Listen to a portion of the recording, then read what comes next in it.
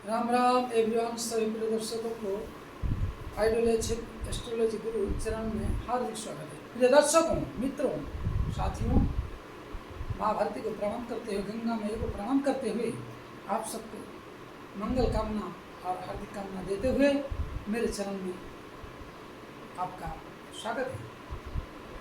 आज हम एक नए विचार के साथ उपस्थित होंगे और पूर्ण रूप से इस वीडियो को देखिए।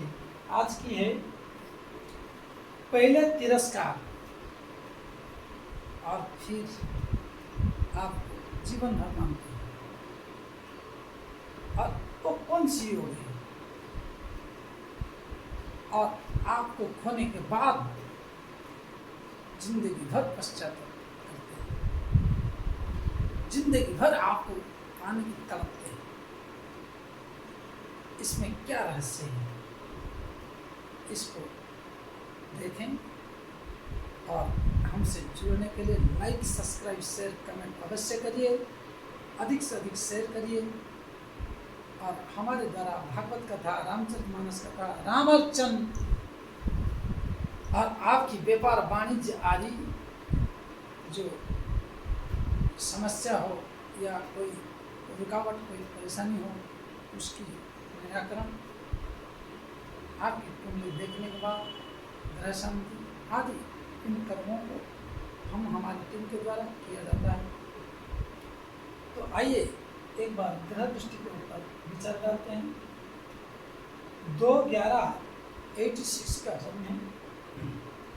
पहले व्यक्ति को तिरस्कार कर देते हैं। इस व्यक्ति का अगर कृष्ण पक्ष में जन्म हो तो इसके शरीर जो है गोरा तो होगा, परंतु सूखा हुआ शरीर। जैसे कृष्ण पक्ष में चंद्रमा क्षीणता को प्राप्त करता है, इसकी शरीर की आकृति क्षीणत्व हो। अगर शुक्ल पक्ष का चंद्रमा है, जैसे अष्टमी के बाद की चंद्रमा है, कृष्ण पक्ष के तृतीय तक, चतुर्थ तक, पंचमी तक मान सकते, तो उसकी शरीर सांड की तरह और ये हो गठीला शरीर, मजबूत शरीर। लग्न वृषभ का है, चंद्रमा वहीं बैठे हैं लग्न में, साथ में शुक्र द्वितीय भाव में, सूर्य बुध मंगल तीसरे भाव में, शनि और केतु का इति षष्ठ भाव में, गुरु का भाग्य भाव में और राहु द्वादश भाव में।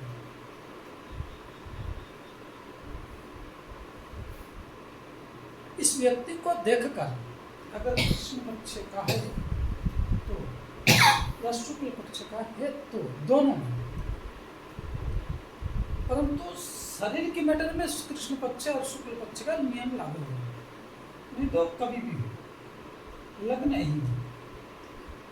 और इस व्यक्ति का जन्म हुआ तो यह जातक वाला ये अपने जीवन में स्वयं कष्ट से पीड़ित रहता है।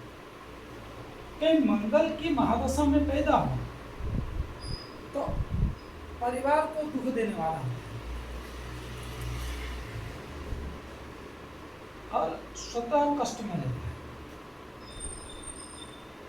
अगर शनि की दशा में जन्म तो ये विशेष करके स्वतः कष्ट को भोगने वाला है, परिवार को कम। ये इनकी दूरी होगी। अब इनको जो तिरस्कार कैसे करते हैं, मैं जो पहले बात कहा, इस कारण से इस व्यक्ति को एक सामाजिक में और परिवार में तंग आकर इसको तिरस्कार की विचारधाराओं से देखते हैं, तिरस्कार की मनोभावनाओं से इनको आकलन करते हैं, क्योंकि इनके पास बहुत समय तक धन आना, धन प्राप्ति करना, सम्मान प्राप्ति करना, कीर्ति प्राप्ति करना, विद्या प्राप्त करना, इन सब चीज़ों में बहुत कठिनाई आ जाती है। मंगल की महादशा अगर पहले जन्म हो जाए तो इस बच्चे को 7 साल की उम्र में या 6 साल की उम्र के बाद राहु का दशा लागू हो जाएगा, तो यह व्यक्ति विद्वान नहीं होगा, पढ़ा लिखा नहीं होगा, पढ़ेगा नहीं। द्वादश भाव में राहु रहे तो भ्रमण खूब कराता है, देश की कोने कोने, विदेश तक, कोने कोने तक इनकी आर्थिक स्थिति के ऊपर निर्भर करे। लेकिन ये एन के एन प्रकार में कहीं ना कहीं कुछ ना कुछ मतलब इनको राहु दंड देने के लिए विचार करता है, और इस कुंडली के लिए इसलिए विचार रखता है कि मंगल नीच हो गया कर्क राशि में, और मंगल की राशि देव भाव में राहु बैठ गया, जिसके कारण राहु मंगल अंगार का दोष, और नीच राशि में राहु बैठकर जितना मंगल दंड नहीं देते हैं उतना राहु देता है, उतना राहु कष्ट को प्रदान करते हैं। और कुछ ना होने का दरिद्र स्वरूप, अभावग्रस्त, वाणी में खरापन, जब भी बोलेगा अकड़ के बोलेगा, एंट के बोलेगा, और ये लोगों को हजम नहीं होता, जैसे कुत्ते को घी हजम नहीं होता, नेता को सच्चाई हजम नहीं होता, तो इसी प्रकार। परंतु इसके द्वारा जो राहु की पंचम दृष्टि चतुर्थ भाव में पड़ता है,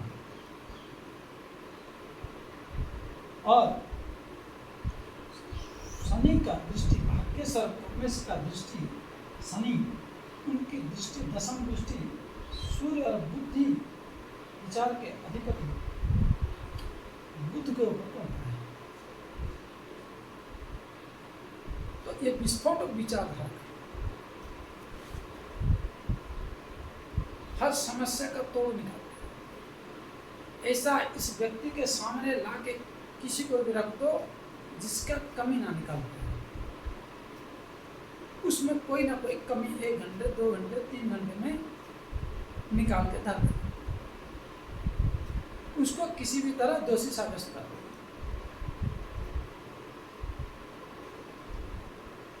और झूठ को भी सच्चाई जैसे साबित कर दो। ये इनकी विस्फोटक वाणी। अगर ये सत्य कहने में उतर आए, ज़्यादा करके इनकी निर्णय 90% हम आकलन करके सत्य बोलेंगे, बरम इससे प्लस ही होगा लेकिन माइनस नहीं होगा। इसके कारण इनकी जीवन में शत्रु वृद्धि हो जाती है, शनि एक्टिव हो जाता है। जहाँ इन्होंने थोड़ा झूठ बोला तो शनि एक्टिव हो जाए,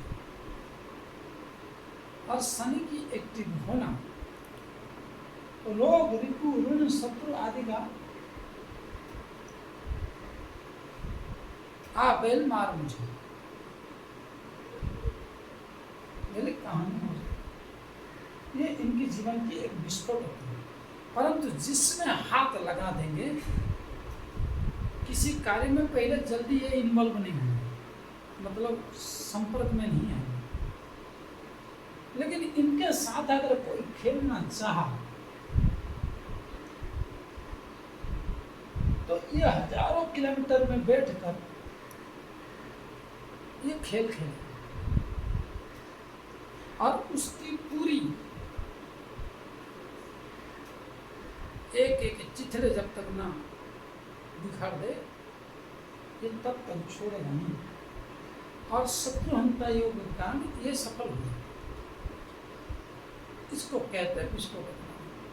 अब रही बात है कि पॉजिटिव की ओर जा रहा है कि नेगेटिव की ओर जा रहा है, इनकी संगत और इनकी विचारधारा के ऊपर वो सवाल है।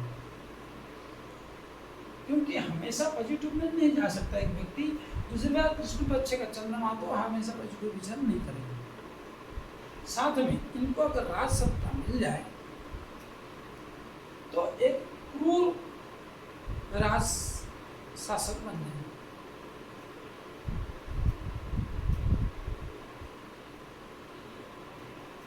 यह है इनकी कैरियर। ऐसा व्यक्ति अगर साथ में हो तो आपको विपत्ति में नहीं आने देगा। इस तरह ग्रह योग बना 19, 20, 1, 2 ग्रह नीचे ऊंचो, लेकिन राहु शनि का बरकरार रहना जरूरी है। द्वादश में राहु और शनि षष्ठ भाव में रहना बहुत आवश्यकता है। यह है इनकी दृष्टि। गुरु का दृष्टि कहीं से भी मंगल पर पड़े, बुध पर पड़े। सूर्य को जैसे ऊपर नीचे कर सकते हैं, शुक्र को ऊंचे नीचे कर सकते हैं, लेकिन ये दोनों तीनों ग्रह बरकरार रहना चाहिए। ये हो गई इनकी जीवन की विस्फोटक विचार। और इन वाणियों को ये सच्चाई पे और सत्यता के ऊपर आरूढ़ होकर चलने के कारण इनकी तिरस्कार खूब होगी। इनको लोग घृणा करेंगे। अच्छे अच्छे लोग इनको छोड़ के चले गए। सत्य का चाहना सब कोई करता है, लेकिन जब सत्य को परस दिया जाता है तब अगले वाले को हजम नहीं होता है। और वो सत्य में भी अगले वाले का स्वार्थ होना चाहिए, परंतु ये जातक ऐसा नहीं करते। इस कारण से इनके दुश्मन अधिक, मित्र कम।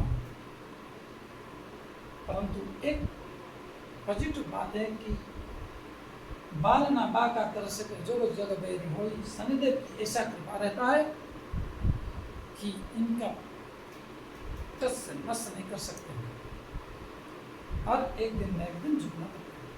और इनकी दी हुई सलाह, अगर चंद्रमा यहाँ बैठे हैं, चंद्रमा पर दृष्टि पड़े, पंचम दृष्टि पड़ रहा है, तो ये भविष्य वक्ता है, जिसके कारण इनकी वाणियों को मानना चाहिए। क्योंकि चंद्रमा के ऊपर पंचम दृष्टि अगर किसी भी कुंडली में पड़ता हो और विचार दें तो उनको एक्सेप्ट करना चाहिए, क्योंकि भविष्य का ज्ञाता होती है और भविष्य के बारे में अंदाज जो है 100% फलित होता है। इसलिए बाद में मानते हैं, फिर मानते हैं। यह है इनकी योग। दुर्योग देखें तो बहुत दिन तक आर्थिक समस्याएं, भोजन की समस्याएं होता है, परंतु जैसे 32 पार कर जाएं तो इनको भोजन वस्त्र का पर्याप्त व्यवस्था हो जाता है। और साथ में तिरस्कार में भी थोड़ा कमी आता है। जब 36 पार कर जाएं तो धीरे धीरे एक नजरिया परिवर्तन होता है लोगों की। फिर इनकी जो सलाह ऐसे व्यक्ति को बाकी आदि बनना चाहिए, न्यायमूर्ति आदि बनना चाहिए, तब अच्छा शासन, अच्छा न्याय दे सकते हैं। दुर्योग कहें तो रोग इनको दीर्घकालीन रहता है और जीवन में कभी ना कभी प्रेत पीड़ा, पितृ पीड़ा, पिशाच का पीड़ा आदि का सामना लॉन्ग टाइम तक करना पड़ता है। ये इनकी योग है।